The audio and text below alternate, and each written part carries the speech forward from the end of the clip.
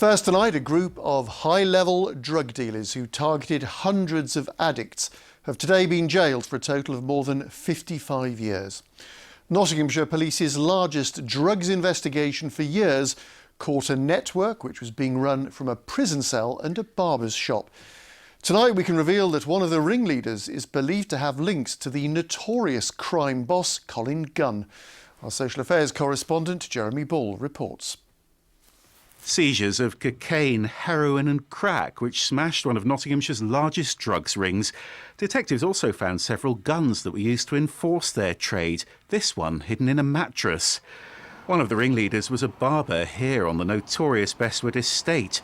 Rhys Houghton ran a mobile drugs line which bombarded addicts with marketing texts.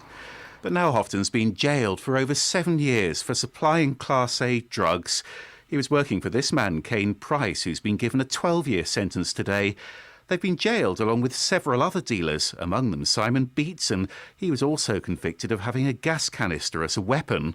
I'm really pleased with the sentences. I think it demonstrates to the communities of Nottinghamshire how seriously we take the supply of drugs and the misery that that brings to the estates that people live in, both from the users who become addicted to these drugs and have to find the funds to continue that addiction, but also the serious violence that often accompanies this trade. Police surveillance teams caught them here outside the Bestwood barber's shop, but when the investigation began, Kane Price was in Lincoln Prison serving a sentence for a previous drugs offence. That didn't stop him organising new shipments to Nottingham from Sheffield.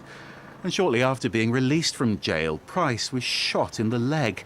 The court heard he still believes his life's under threat and he's now being assessed for post-traumatic stress disorder. But the judge said Price was in command of a large-scale drugs distribution business, a business that targeted hundreds of addicts in Nottingham and Nottinghamshire, a business that traded in misery. They were caught as part of a 2-year blitz on drugs and weapons around Nottingham's Bestwood estate, a crackdown designed to show that the police are in control. And Jeremy's here. Why is the Bestwood estate such a big focus for Nottinghamshire Police? Well, that estate really has improved out of all recognition in the last few years. Of course, the police want to keep it that way.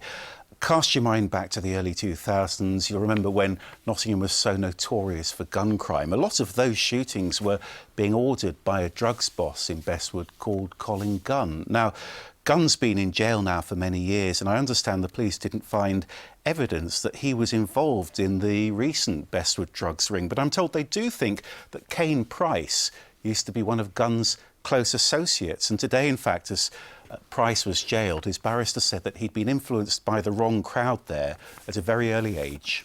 And he, Kane Price, was also investigated for international drug trafficking, wasn't he? Yeah, he was arrested some time ago by the National Crime Agency as part of an investigation that involved the Italian mafia and leading Colombian drugs cartels. Now, Kane Price was eventually cleared by a court in France of helping another notorious Nottinghamshire criminal, a man called Robert Dawes, who was arrested at his villa out in Spain. He was eventually jailed for importing huge consignments of drugs from South America. Now, at that French trial, Kane Price wasn't convicted. I think the timing's very interesting, though, because that trial started only a couple of weeks or so after Price was shot back in Nottingham.